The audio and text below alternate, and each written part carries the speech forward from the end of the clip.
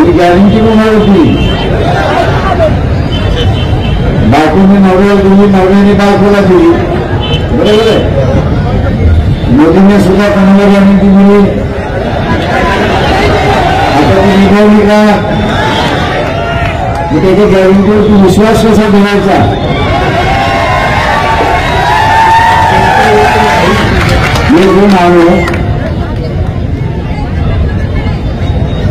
जो माणूस व्यक्तिगत गॅरंटी देत असतो, जो माणूस व्यक्तिगत गॅरंटी देत असतो, ती व्यक्तिगत गॅरंटी त्याला निभावता येत नसेल, पाळता येत नसेल, तर त्या पब्लिक गॅरंटी किती पाळणार? पब्लिक गॅरंटी तो पाळणार नाही, म्हणून एक नंबरचा खोटारडा आहे आपण असावे लक्षात घ्या. त्याच्यामुळे खोटं बोलणारा कोण असेल तर नरेंद्र मोदी स्टॅम्प मारून तुम्ही मोकळा राहा.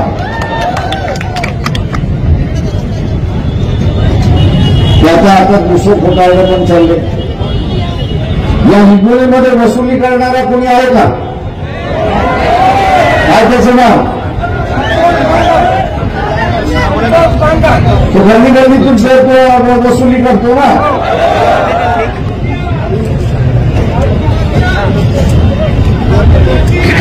हा मोठा चोर आहे. त्याचा बाप मोदी आहे. कारण का ते इलेक्ट्रोनिक बॉन्ड, हे मतदाराचा बॉन्ड जो आहे की ज्याचं सुप्रीम कोर्टाने प्रकरण बाहेर काढलं, बँकेला, स्टेट बँकेला सांगितलं की कोणी कोणी किती किती बॉन्ड खरेदी केले आणि ते कुठल्या पक्षासाठी खरेदी केले याचा सगळा तक्ता जनतेपुढे मांडा. सगळा तक्ता जनतेपुढे मांडा. आणि त्या तक्त्यातून काय बाहेर पडलं? त्या तक्त्यातून बाहेर काय पडलं? त्या तक्त्यातून दोन गोष्टी बाहेर पडल्या.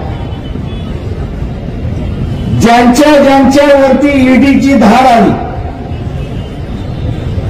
ज्यांच्यावरती ईडीची नोटीस आली, इन्कम टॅक्सची नोटीस आली, पोलिसाची नोटीस आली, किंवा त्याला बेल मिळत नव्हता, अशाने हे मतदाराचे बॉन्ड खरेदी केले, भारतीय जनता पक्षाला दिले आणि त्याची सुटका झाली. अशी असताना तुम्ही कुठच्या तोंडाने मोदीला पुन्हा सत्तेवरती म्हणा हे सांगताय? तुम्हाला लाज वाटत नाही? मत मागताना तुम्हाला लाज वाटत नाही? या देशामध्ये जो हिंदू नागरिक आहे आज त्याला मजबूर केला जातो. त्याला मजबूर केला जात आहे की या देशाचं नागरिकत्व सोड, आणि 17 लाख कुटुंब नागरिकत्व सोडून गेले. अशी गोष्ट कुठल्या तोंडाने तुम्ही मत मागताय? होत असेल याच व्यासपीठावरती या आणि कुठल्या दिवशी याच सरकारने उत्तर दिला, राज्यसभेमध्ये उत्तर दिला, त्याचा उत्तराने आपल्या सगळ्यांना ठिकाणी